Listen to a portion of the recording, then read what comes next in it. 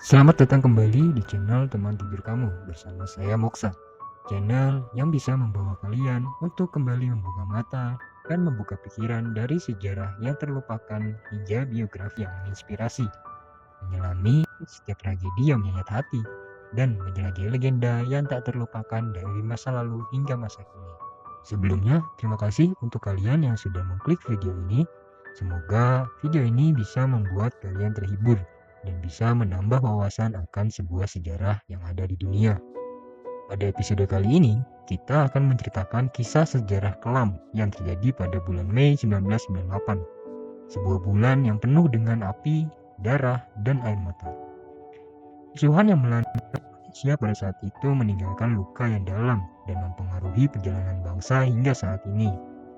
Dari jalan-jalan yang terbakar hingga bangunan-bangunan yang hancur, kerusuhan Mei 1998 merupakan salah satu titik balik penting dalam sejarah Indonesia. Tapi, apa yang sebenarnya terjadi? Siapakah yang bertanggung jawab? Dan bagaimana kerusuhan tersebut mempengaruhi Indonesia hingga saat ini? Kini, kita akan membahas tentang kronologi kerusuhan Mei 1998 dari awal hingga akhir.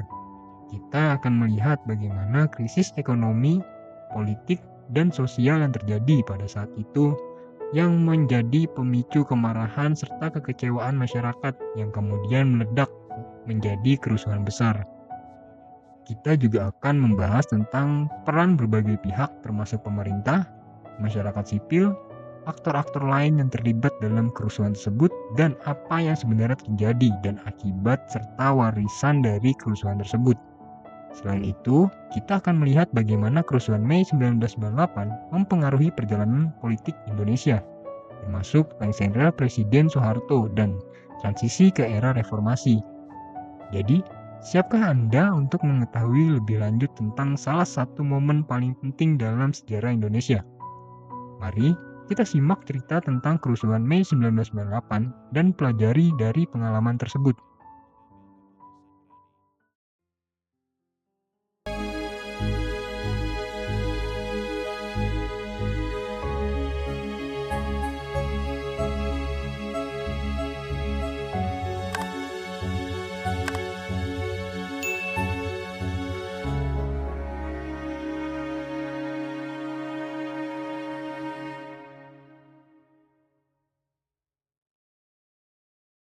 Kerusuhan Mei 1998 di Indonesia. Kerusuhan Mei 1998 juga dikenal dengan sebutan tragedi 1998 atau peristiwa 98, yang merupakan sebuah insiden kekerasan massal dan kerusuhan sipil di Indonesia yang sebagian besar mentargetkan penduduk etnis Tionghoa.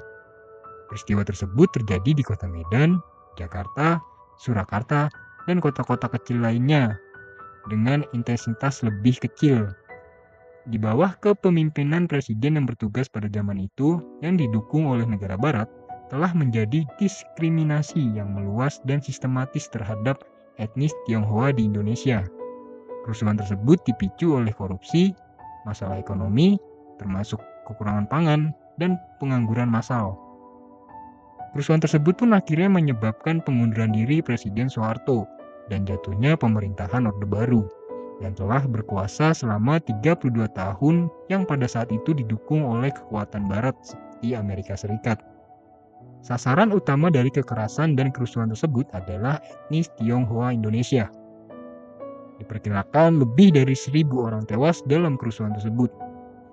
Setidaknya 168 kasus pemerkosaan dilaporkan dan kerugian material mencapai lebih dari 3,1 triliun atau sekitar 260 US dollar. Hingga tahun 2010, proses hukum terkait kerusuhan tersebut tersendat dan tidak pernah tuntas. Sejarah awal kerusuhan. Pada bulan Mei, mahasiswa telah berdemonstrasi di kampus-kampus di seluruh Medan selama hampir 2 bulan. Meningkatnya jumlah demonstran dibarengi dengan meningkatnya seruan dari masyarakat untuk reformasi menyeluruh. Pada tanggal 27 April, kematian seorang mahasiswa dalam sebuah kecelakaan kendaraan bermotor yang disebabkan oleh petugas keamanan lantaran menembakkan gas air mata ke kampus. Selama beberapa hari berikutnya, bentrokan antara mahasiswa dan pasukan keamanan pun meningkat. Pada tanggal 2 Mei, sebuah peluang pamer mobil nasional yang pengembangnya dipelopori oleh putra Presiden Tommy Soeharto juga ikut diserang. Ketika pemerintah mengumumkan pada tanggal 4 Mei mereka akan menaikkan harga bensin sebesar 70% dan menaikkan harga listrik 3 kali lipat dan menyebabkan kelompok-kelompok kampus bereaksi. Lebih dari 500 mahasiswa berkumpul di IKIP Negeri Medan, hingga pasukan keamanan membentuk barikade untuk mencegah mahasiswa pergi dari kampus. Dan diduga kalau pihak keamanan melemparkan bom molotov ke arah demonstran sepanjang hari. Meskipun para mahasiswa telah bubar pada sore hari, pasukan pengganti dikerahkan untuk menjaga mahasiswa di kampus sepanjang malam. Menurut sumber yang didapat ketika mereka diizinkan pulang, beberapa jam kemudian polisi dilaporkan menghentikan sekelompok mahasiswa yang menyerang mereka. Dan berita tentang serangan ini menyebar melalui beberapa saksi, hingga sekelompok kerumunan besar kemudian menyerang dan menghancurkan sebuah pos polisi lalu lintas pada kejadian tersebut. Polisi yang saat itu kalah jumlahnya berhasil melarikan diri, dan para pengunjuk rasa akhirnya pun mulai menyerang pusat perbelanjaan. Dalam kerusuhan tersebut, ribuan orang turun ke jalan dan membakar mobil serta toko-toko yang ada. Pada pagi harinya tanggal 5 Mei, massa kembali berkumpul di kantor polisi. Tempat dilaporkannya penangkapan lebih dari 50 orang yang diduga terlibat dalam serangan malam sebelumnya. Pihak kepolisian pun akhirnya menambah pasukannya untuk berjaga di sekitaran kantor. Namun, ketika para petugas itu datang, kelompok tersebut kembali menyerang kantor polisinya. Massa bergerak menuju pasar Tembung sambil membakar mobil dan menyerang rumah-rumah warga. Toko-toko milik orang Tionghoa Indonesia dijarah, sementara mereka dilaporkan membiarkan toko-toko yang bertuliskan milik pribumi. Ketika brigade mobil tiba pada sore hari, massa akhirnya dibubarkan dengan gas air mata. Namun, ketika bisnis-bisnis di Medan tutup pada hari berikutnya, ribuan orang kembali menyerang pasar-pasar di seluruh kota dan distrik-distrik di sekitarnya. Hingga polisi dan tentara anti huru-hara menembakkan peluru karet ke arah massa untuk membubarkan mereka, namun tetap tidak berhasil. Ketika kerusuhan berakhir 2 hari kemudian, 6 orang dinyatakan tewas, 2 diantaranya diduga tewas tertembak dan 100 orang luka-luka. Dalam kerusuhan tersebut, polisi menahan 51 orang untuk diinterogasi, dan kerugian diperkirakan mencapai ratusan miliar rupiah. Banyak ruko yang dijarah, terutama yang berada di sekitar wilayah adat dan pinggiran jalan Aksara, Tembung, Pasar Baru, Brayan, dan Pancing. Sedangkan di wilayah mayoritas Tionghoa seperti Kecamatan Medan Kota, Maimun, Cemara, Sunggal, Setiabudi, dan beberapa jalan di sekitarnya sebagian besar aman dari massa karena penjagaan ketat oleh warga sekitar. Pada tanggal 9 Mei, sehari setelah kekerasan di Medan berakhir, Presiden Soeharto meninggalkan negara Indonesia untuk menghadiri pertemuan puncak kelompok 15 di Kairo, Mesir.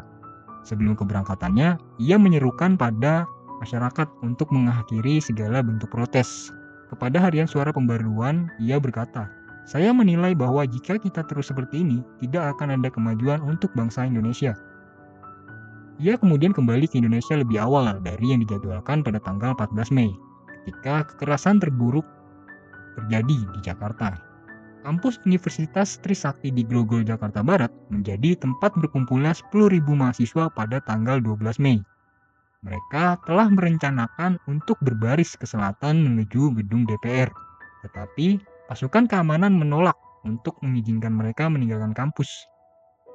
Akhirnya para mahasiswa melakukan aksi duduk di luar gerbang kampus yang kemudian ditembaki oleh polisi, dan para demonstran menanggapinya dengan melemparkan batu ke arah polisi.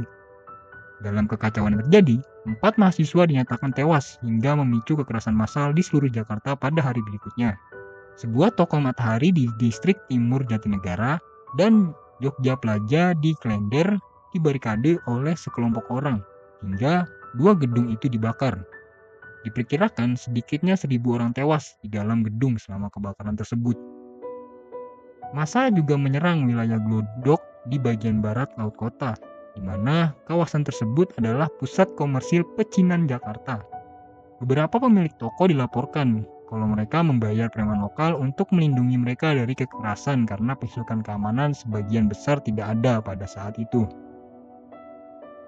Kerusuhan juga terjadi di dekat Pelabuhan Tanjung Priok, Kota Tangerang, dan Kebayoran Baru. Unjuk rasa mahasiswa di Surakarta dimulai sejak Maret di Universitas Muhammadiyah Surakarta dan Universitas 11 Maret, dan terus meluas selama 2 bulan berikutnya, yang mendorong polisi untuk menempatkan petugas di luar kedua kampus tersebut untuk mencegah mereka memasuki jalan. Pada tanggal 8 Mei, yang kemudian dikenal sebagai Jumat Berdarah, bentrokan antara mahasiswa UNS dan pasukan polisi mengakibatkan ratusan mahasiswa terluka. Ada juga bukti adanya tembakan saat polisi melepaskan tabung gas air mata dan menembakkan peluru karet. Mahasiswa UMS bentrok dengan pasukan keamanan pada 14 Mei selama protes penembakan mahasiswa Trisakti di Jakarta. Sebuah laporan insiden tersebut mengklaim bahwa kekerasan itu dipicu oleh mahasiswa yang melemparkan benda-benda ke polisi dari halaman kampus. Pasukan keamanan tidak dapat membubarkan kelompok itu, dan massa yang marah sebanyak 1.000 orang bergerak ke arah timur kota. Pasukan Kostrad tiba ketika massa menyerang bank dan gedung-gedung di pusat kota dan mencegah mereka mencapai balai kota. Dari sana, mereka pecah menjadi kelompok-kelompok yang lebih kecil dan menyerang distrik-distrik di sekitar Surakarta. Sementara 11 kompi Brimob, pasukan pengendali massa, dan prajurit Kostrad tetap berada di kampus UMS.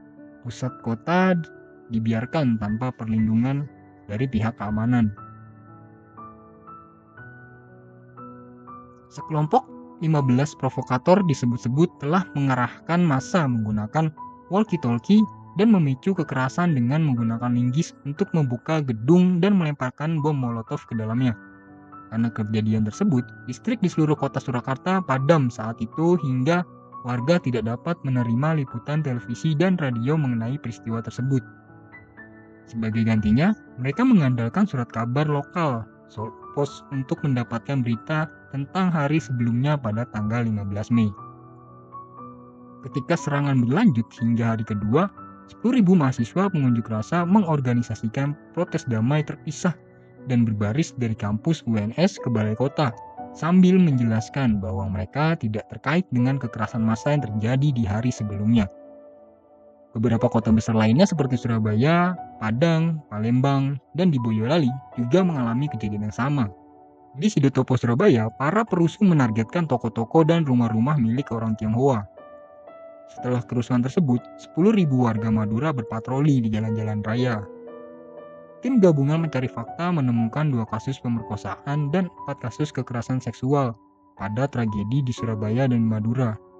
Di Padang, 10 kantor, bank, dan ruang pamer dilempari batu oleh perusuh mahasiswa dalam perjalanan ke kantor Dewan Perwakilan Rakyat Daerah Sumatera Barat. Di Palembang, toko-toko dibakar, mobil dibakar, dan puluhan orang terluka oleh batu yang dilemparkan oleh mahasiswa yang berbaris menuju kantor DPRD Sumatera Selatan. Ribuan polisi dan tentara disiagakan di berbagai titik di kota tersebut. Dalam insiden tersebut, beberapa warga pribumi Indonesia membantu warga Tionghoa Indonesia yang merupakan teman dan tetangganya. Jumlah korban kerusuhan Mei 1998. Di pusat perbelanjaan Yogyakarta Klender di Jakarta Timur terdapat sekitar 400 penjara dibakar sampai mati. Adapun total korban tewas sekitar 1.188 dan setidaknya 8 wanita dilaporkan diperkosa oleh para penjara. Kerusuhan dan kekerasan tersebut ditunjukkan untuk menghancurkan properti milik warga Tionghoa Indonesia dan kuil-kuil Tionghoa. Mayoritas kekerasan anti-Tionghoa pada kerusuhan-kerusuhan sebelumnya hanya melibatkan penjarahan toko dan harta benda milik orang Tionghoa tanpa membunuh pemiliknya sendiri. Sebagian orang besar Indonesia pada saat itu percaya bahwa orang Tionghoa mempunyai persediaan produk yang tidak terbatas dan berpikir bahwa toko-toko akan kembali buka di masa depan meskipun terjadi penjarahan. Selain warga Tionghoa, warga Indonesia yang secara fisik tampak seperti orang Tionghoa juga diserang oleh para perusuh. Meskipun mereka sama sekali tidak mengidentifikasikan diri sebagai orang Tionghoa dan hanya memiliki satu kakek buyut orang Tionghoa. Seorang wanita Indonesia yang bernama Ruminah menyebutkan bahwa dia hanya memiliki satu kakek Tionghoa yang menikah dengan seorang wanita setempat, dan dia sama sekali tidak mengidentifikasi diri sebagai orang Tionghoa atau berbicara bahasa Tionghoa.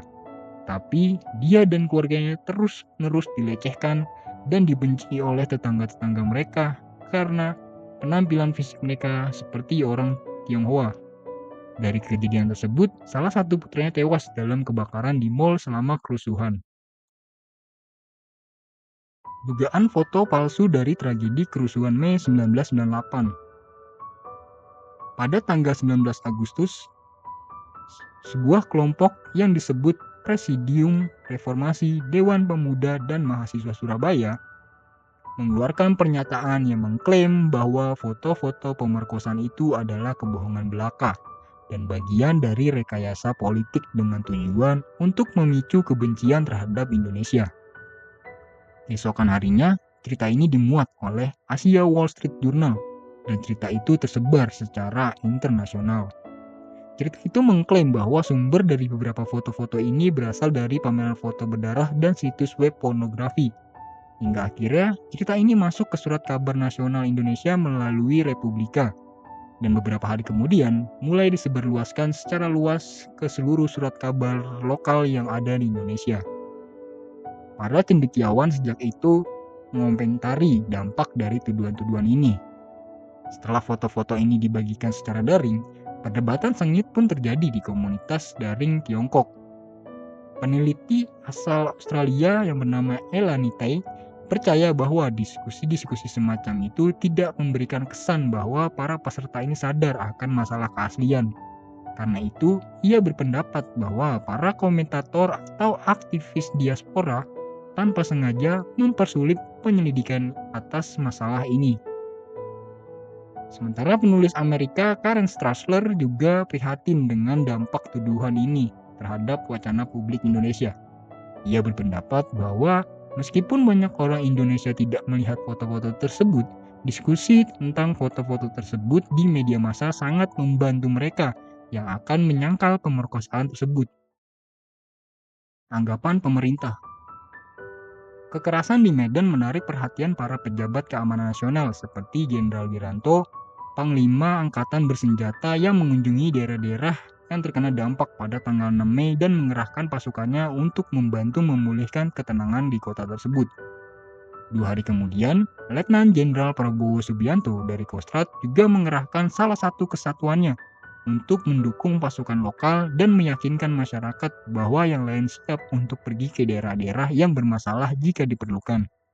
Namun, tidak ada upaya yang mampu menahan kekerasan karena kerusuhan yang berlanjut di Medan selama 3 hari setelah kunjungan Wiranto yang pada saat itu membuat masyarakat percaya bahwa hanya sedikit pemerintah yang dilaksanakan oleh kesatuan-kesatuan yang dikerahkan.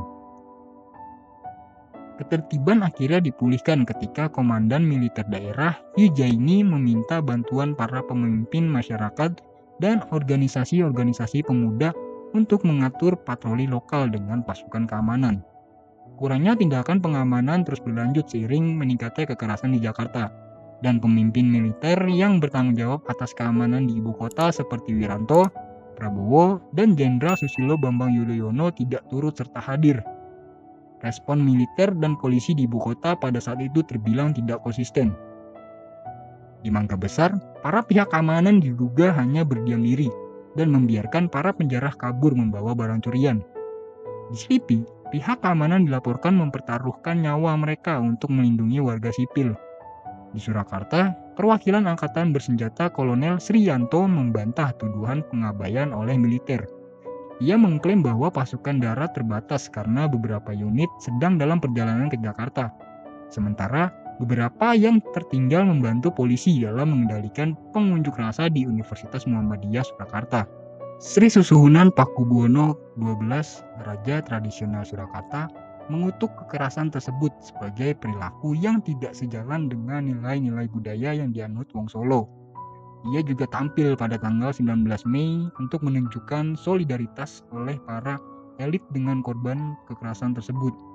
Dalam sebuah pertemuan dengan 5.000 mahasiswa di komplek istananya, ia menjanjikan sejumlah uang simbolis sebesar Rp1.111.000.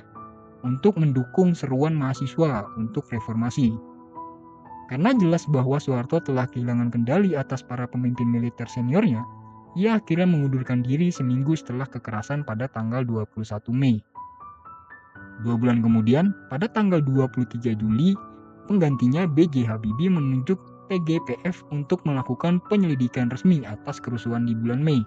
Selama penyelidikan, tim mengalami kesulitan menemukan saksi yang bersedia memberikan kesaksiannya tentang kekerasan tersebut. Dan tim hanya diberi waktu 3 bulan untuk menyelidiki kerusuhan di 6 kota tersebut. Data yang dikumpulkan oleh tim sebagian besar berasal dari organisasi non-pemerintah dan Badan Komunikasi Penghayatan Kesatuan Bangsa yang disponsori oleh negara yang telah menyusun banyak laporan polisi tentang insiden tersebut. Laporan lengkap yang berjumlah ratusan halaman tidak pernah didistribusikan ke publik dan hanya tersedia untuk anggota tim, menteri pemerintah terkait, dan beberapa peneliti. Media pada saat itu hanya menerima ringkasan 20 halaman dalam bahasa Indonesia dan Inggris, yang kemudian didistribusikan secara luas di internet.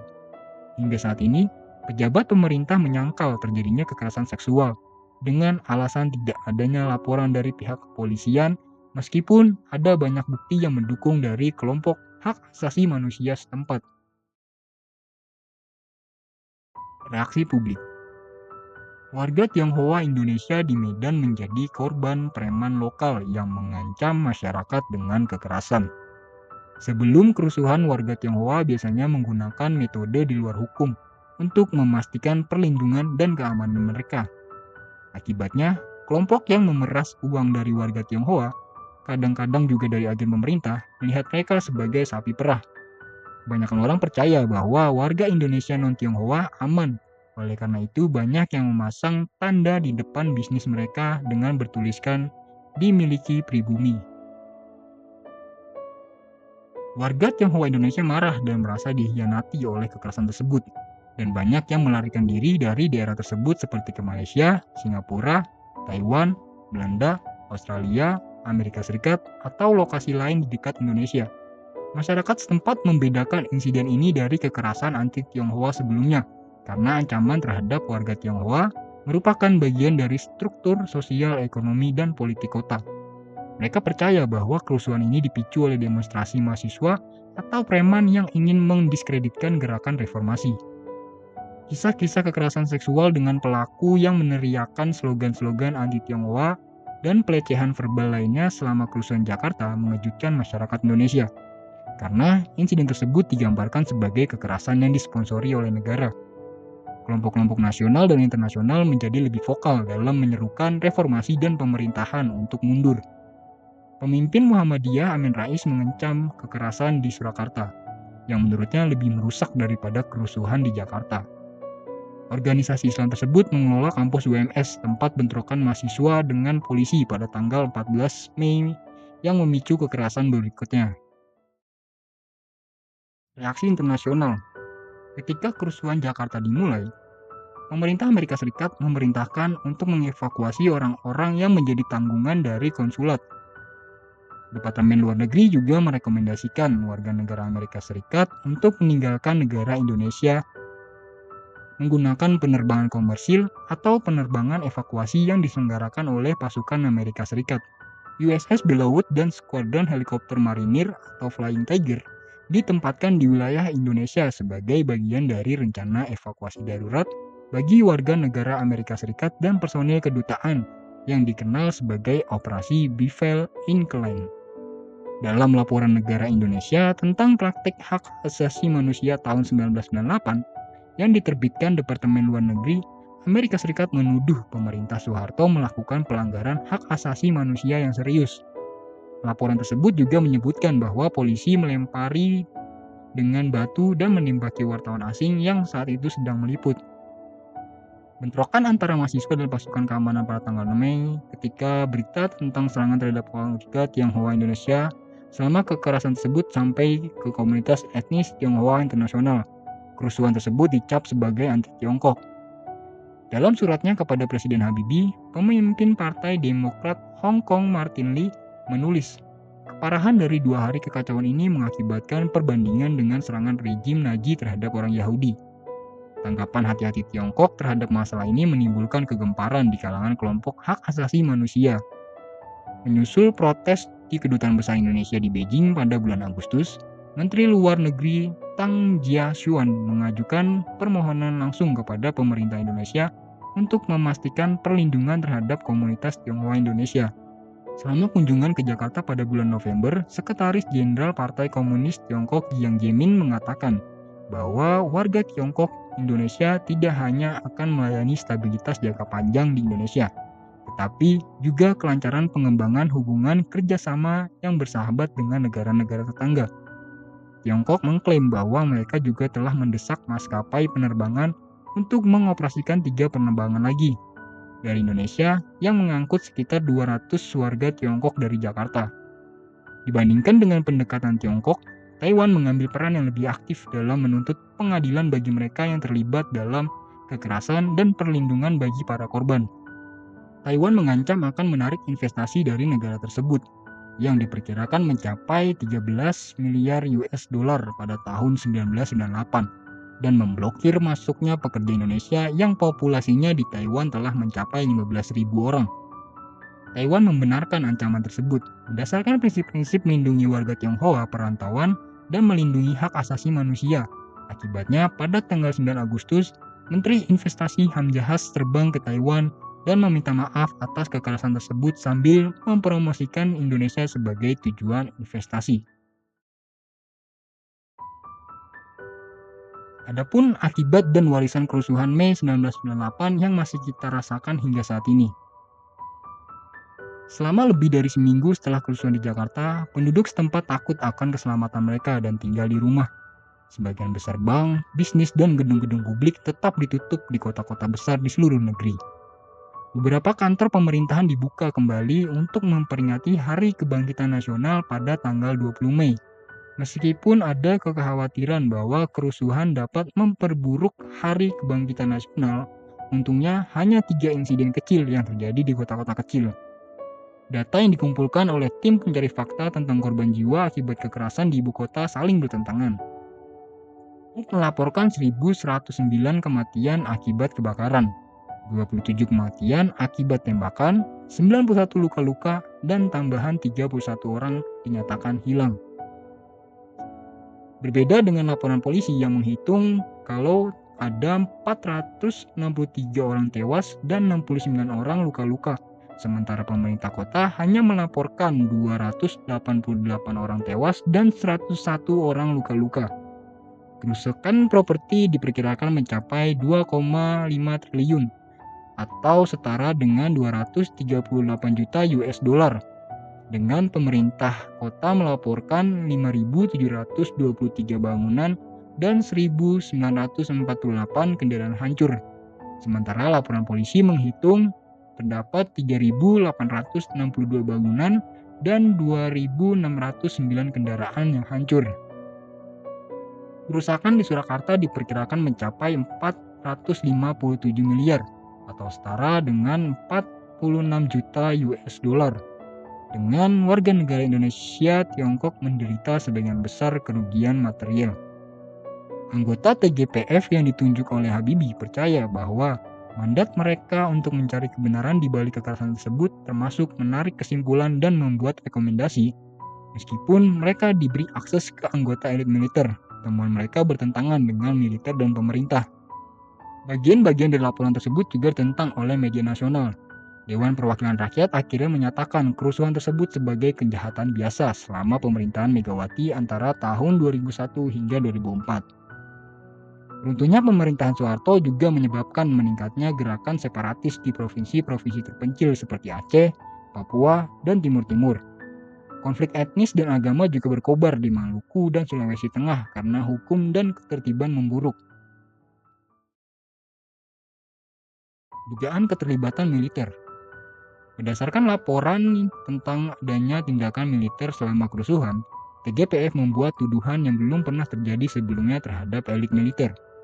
Tim menyimpulkan bahwa anggota bersenjata gagal mengantisipasi kerusuhan, bahwa ada kurangnya komunikasi yang memadai antara mereka yang memegang komando dan mereka yang berada di lapangan. dan bahwa sebagai akibatnya pasukan telah menanggapi dengan lambat dalam banyak kasus dan terkadang tidak sama sekali. Tentara diduga membiarkan kerusuhan berlanjut di beberapa daerah, sementara yang lain ragu-ragu untuk menembaki warga sipil berdasarkan doktrin angkatan bersenjata. Bukti pengambilan keputusan di tingkat tertinggi, pemerintahan membuat tim menyimpulkan bahwa kekerasan tersebut merupakan upaya untuk menciptakan situasi kritis yang memerlukan bentuk pemerintahan ekstra konstitusial untuk mengendalikan situasi. Namun, para anggotanya mengakui bahwa cerita tersebut tidak memiliki hubungan penting antara militer dan perusuh. Investigasi mengungkap bahwa kekerasan di Jakarta adalah hasil dari pertikaian internal di dalam lingkungan elit militer untuk menjadi penerus Soeharto, dengan bukti bahwa beberapa daerah yang rusak berada di dekat instalasi militer dengan laporan bahwa penyelenggara kerusuhan memiliki karakteristik seperti militer. Banyak yang percaya bahwa Komandan Kostrat Prabowo Subianto berusaha untuk menjadi penerus ayah mertuanya dan menginginkan posisi Panglima Angkatan Bersenjata yang dipegang oleh Jenderal Wiranto, yang difavoritkan untuk menggantikan Soeharto. Dia juga dicurigai mengatur penculikan mahasiswa dan aktivis sebelum pemilu 1997. Selama bulan Agustus dan September, tim pencari fakta mewawancarai Prabowo, Safri, dan komandan militer lainnya mengenai pergerakan mereka selama kerusuhan Jakarta. Prabowo menyatakan bahwa ia tidak yakin mengenai pergerakan pasukan militer di ibu kota dan menyerahkannya kepada Safri.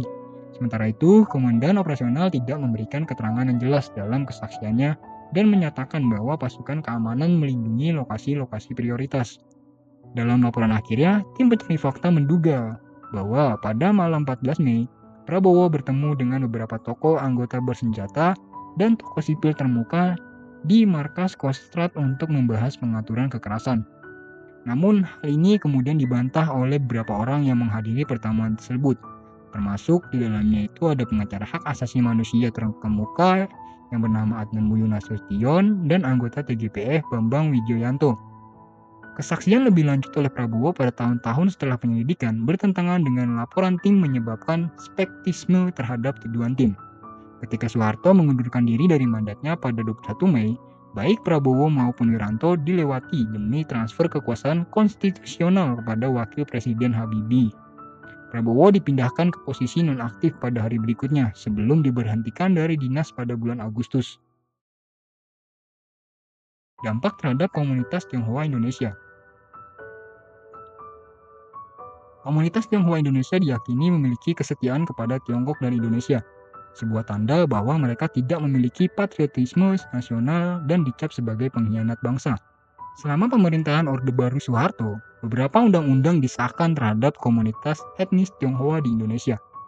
Undang-undang ini termasuk melarang berbicara dengan dialek Tionghoa apapun di depan umum serta menampilkan karakter Tionghoa di depan umum, mengubah nama Tionghoa menjadi terdengar Indonesia, dan pembatasan merayakan Tahun Baru Imlek.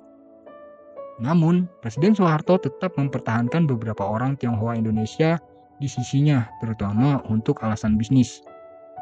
Orang-orang ini termasuk konglomerat dan raja bisnis seperti Sofyan Wanandi, Sudono Salim, dan Mokhtar Yadi. Citra rata-rata orang Tiongkok Indonesia berubah menjadi orang kaya yang terkadang dianggap oleh masyarakat sebagai pencuri kekayaan dari orang Indonesia, meskipun sebagian besar adalah pedagang eceran kelas menengah biasa. Selama periode ini, orang Tionghoa Indonesia semakin berkontribusi pada industri retail lokal. Pertumbuhan pendapatan yang dihasilkan dalam komunitas tersebut menyebabkan kenaikan harga barang-barang pokok seperti beras dan minyak yang dikaitkan dengan orang Tionghoa yang semakin memperparah sentimen anti-Tionghoa yang ada. Kekerasan seksual. Pada hari-hari kerusuhan, banyak perempuan menderita kekerasan seksual dengan sebagian besar insiden terjadi di Jakarta. Serangan tersebut tampaknya merupakan kampanye penyerangan terorganisasi terhadap perempuan etnis Tionghoa oleh sekelompok orang yang sama yang mengorganisasikan kerusuhan tersebut. Pada hari-hari kerusuhan, banyak perempuan menderita kekerasan seksual dengan sebagian besar terjadi di Jakarta. Serangan tersebut tampaknya merupakan kampanye penyerangan terorganisasi terhadap perempuan etnis Tionghoa oleh sekelompok orang yang sama. Laporan yang dikumpulkan oleh pekerja bantuan menggambarkan berbagai macam serangan mulai dari penghinaan, pemerkosaan anak-anak, dan pemerkosaan massal yang diikuti oleh pembunuhan. Lebih dari 100 perempuan dilaporkan telah diserang atau dibunuh. Tim relawan untuk kemanusiaan mencatat 168 kasus penyerangan seksual, dengan 152 di Jakarta dan 16 sisanya di Surakarta, Medan, Palembang, dan Surabaya. Dari korban tersebut, 20 orang telah meninggal pada tanggal 11 Juli 1998. Departemen Luar Negeri Amerika Serikat mengatakan, setelah kerusuhan tersebut muncul tuduhan pemerkosaan massal terhadap perempuan etnis Tionghoa yang memaksa pemerintah untuk membentuk pencari fakta guna menyelidiki kerusuhan dan pemerkosaan tersebut. Tim tersebut menemukan bahwa unsur-unsur militer telah terlibat dalam kerusuhan tersebut. Beberapa di antaranya sengaja diprovokasi. Tim tersebut juga memverifikasi 66 pemerkosaan terhadap perempuan, yang sebagian besar adalah warga negara Tionghoa Indonesia, serta berbagai tindakan kekerasan lainnya terhadap perempuan. Angkatan bersenjata secara terbuka mengakui beberapa pelanggaran hak asasi manusia di masa lalu dan meluncurkan penyelidikan yang masih berlangsung terhadap beberapa pelanggaran terburuk yang terjadi di bulan Mei 1998. Pemerintah Indonesia menanggapi dengan pesan yang saling bertentangan. Presiden Habibie mengeluarkan pernyataan yang mengakui kekerasan tersebut dan menyesalkannya karena tidak sesuai dengan nilai-nilai budaya masyarakat dan mengutuknya atas nama pemerintah dan seluruh rakyat Indonesia. Namun, otoritas lain membantah adanya pemerkosaan. Kepala intelijen menyatakan bahwa insiden tersebut disebarkan untuk tujuan politik guna menyemparkan nama baik Indonesia. Dan komandan polisi mengancam akan mengadili organisasi manapun yang mempublikasikan isu pemerkosaan tersebut atas tuduhan menyebar rumor palsu. Temuan dan laporan juga telah diterbitkan oleh Komnas Perempuan. Pemerkosaan massal ini juga telah diverifikasi oleh Radhika Komaraswamy, pelapor khusus PBB untuk kekerasan terhadap perempuan yang mengunjungi Indonesia pada akhir 1998 atas undangan resmi pemerintah. Komaraswamy dalam laporannya menyatakan bahwa kekerasan seksual ini tersebar luas di banyak kota. Selama di Indonesia, ia mengadakan pertemuan rahasia dengan para penyintas yang menolak lapor dan merasa takut karena adanya ancaman pembunuhan, pemerkosaan, dan mutilasi. Salah satu korban yang merupakan aktivis hak asasi manusia, Ita Martadinata Haryono, terbunuh di dalam kamar rumahnya pada 9 Oktober 1998 saat hendak memberikan kesaksian di sidang PBB. Ia pada saat itu berusia 18 tahun saat diakhiri hidupnya. Setelah kekerasan tersebut, GFF ditugaskan untuk mendokumentasikan pemerkosaan tersebut. Setelah GFF melaporkan bahwa Setelah kekerasan tersebut, GFF ditugaskan untuk mendokumentasikan pemerkosaan tersebut. Setelah GFF melaporkan bahwa kekerasan tersebut telah diorganisasi, Jenderal Wiranto secara terbuka meminta maaf atas kegagalan tentara untuk mencegah kekerasan tersebut dan mengakui bahwa ada unsur-unsur dalam militer yang terlibat. Selain GFF yang diamankan pemerintah, pelapor khusus dibentuk oleh Perserikatan Bangsa-Bangsa untuk memvalidasi temuan GFF dan mewawancarai beberapa korban. Keduanya telah secara resmi melaporkan bahwa pelecehan seksual pada bulan Mei 1998 memang benar terjadi. Pelapor tersebut mencatat bahwa kesulitan dalam mewawancarai korban pemerkosaan dan kurangnya kesaksian telah digunakan untuk mendiskreditkan supaya pencarian fakta dan dalam satu contoh untuk memutarbalikannya, untuk menggambarkan bahwa insiden tersebut dibuat-buat untuk menimbulkan kebencian terhadap Muslim Indonesia. Pada tahun 2008, Komisi Nasional Perempuan yang bekerja sama dengan pelapor PBB mengeluarkan rekomendasi kepada pemerintah untuk mengadopsi langkah-langkah penghapusan kekerasan, perlindungan, dan pemulihan korban, serta kesadaran gender. Langkah-langkah ini telah diterima dan diimplementasikan menjadi kebijakan. Namun, masyarakat umum masih menolak mengakui terjadinya pemerkosaan dan proses hukum terhadap para pelakunya pun terhenti. Dan baru-baru ini di tengah-tengah memanasnya perdebatan publik mengenai proyek penulisan ulang sejarah Indonesia yang digagas oleh pemerintah, peristiwa sejarah ini disangkal oleh Menteri Kebudayaan Kabinet Merah Putih, Fadlizon. Ia mengatakan bahwa pemerkosaan massal selama kerusuhan Mei 1998 hanyalah sebuah rumor, tidak memiliki bukti, dan tidak tertulis dalam buku sejarah. Pernyataan ini dikecam oleh sejumlah aktivis HAM dan aktivis perempuan. Mereka menganggap Fadlizon telah melakukan kebohongan publik. menyakitkan hati dan mengkhianati perjuangan para korban, serta menyesatkan generasi baru. Ita Fathia Nadia dari tim relawan untuk kekerasan terhadap perempuan memandang ucapan tersebut sebagai bentuk sikap nirempati. Menurutnya, hal ini membuat para aktivis semakin curiga terhadap proyek penulisan ulang sejarah resmi. Mereka menduga upaya penulisan ulang ini tidak lebih untuk menghapus jejak pelanggaran HAM di masa Orde Baru secara sistematis dan melegitimasi pemerintah saat ini menurut mantan Ketua Komnas Perempuan. Masyarakat dan para aktivis yang tergabung dalam beberapa kelompok seperti Koalisi Masyarakat Sipil dan Gabungan Masyarakat dan Mahasiswa Indonesia di Belanda untuk Keadilan Sejarah menuntut permintaan maaf dan pencabutan pernyataan secara resmi. Tapi Fadlijon menolaknya. Menteri Budaya tersebut memandang apa yang disampaikannya sekedar perbedaan pendapat. Warisan. Bagi banyak orang Tionghoa Indonesia, peristiwa tersebut berfungsi sebagai penguatan gagasan bahwa mereka tidak termasuk di Indonesia, meskipun sebagian besar mereka telah tinggal di negara tersebut sepanjang hidup mereka. Dipercaya juga bahwa peristiwa tersebut mengilhami perubahan dalam kebijakan otoriter negara yang melanggengkan diskriminasi. Periode reformasi, ketika Soeharto mengundurkan diri dan B.J. Habibie menjadi presiden, menyaksikan banyak perubahan dalam nilai-nilai negara termasuk masalah rasial. Perubahan-perubahan ini termasuk penghapusan beberapa undang-undang yang muncul selama Orde Baru, yang secara khusus menargetkan komunitas Tionghoa. Mendeklarasikan Tahun Baru Imlek sebagai hari libur nasional, beberapa orang percaya bahwa Indonesia dapat melihat peningkatan dalam penerapan semboyan nasionalnya. Perubahan-perubahan ini termasuk penghapusan beberapa undang-undang yang muncul selama Orde Baru yang secara khusus mentargetkan komunitas Tionghoa.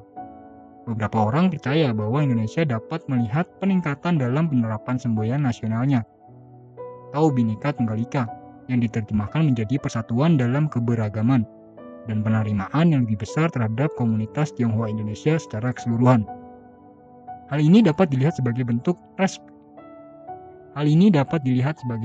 representasi komunitas yang lebih besar di media, budaya populer, dan bahkan politik yang telah dianut oleh masyarakat setempat dan pemerintah. Munculnya Gubernur Jakarta Basuki Cahayapurnama yang dikenal luas sebagai Ahok adalah salah satu contohnya. Menurut Leo Suryadinata, seorang profesor yang berfokus pada isu-isu Tionghoa Indonesia di Universitas Teknologi Nanyang di Singapura, nasib etnis Tionghoa di sini telah jauh membaik sejak Soeharto, tapi tidak berarti masalah-masalah mendasar dari kerusuhan telah terrealisasikan. Dan itu adalah akhir dari perjalanan kita melalui sejarah kerusuhan Mei 1998, sebuah momen yang penuh dengan api, darah, dan air mata, namun juga menjadi titik balik penting dalam sejarah Indonesia. Kerusuhan Mei 1998 meninggalkan luka yang dalam, namun juga membuka jalan bagi perubahan dan reformasi. Dari lengsernya Presiden Soeharto hingga transisi ke era reformasi, kerusuhan Mei 1998 memainkan peran penting dalam membentuk Indonesia menjadi negara yang lebih demokratis dan terbuka. Namun, kita juga harus ingat bahwa kerusuhan Mei 1998 juga meninggalkan trauma dan luka yang masih dirasakan hingga saat ini. Oleh karena itu, kita harus belajar dari pengalaman masa lalu dan membangun masa depan yang lebih baik untuk Indonesia. Terima kasih telah menemani kita dalam perjalanan ini. Semoga cerita tentang kerusuhan Mei 1998 dapat menjadi pelajaran baru untuk kalian semua. Sampai jumpa di konten berikutnya. Mari kita terus belajar dan membangun Indonesia yang lebih baik. Bagi kalian yang ingin menambahkan atau ingin berbagi pengetahuan atau bahkan mau request sejarah yang lain, jangan ragu untuk tulis di kolom komentar. Terima kasih dan sampai jumpa di video berikutnya.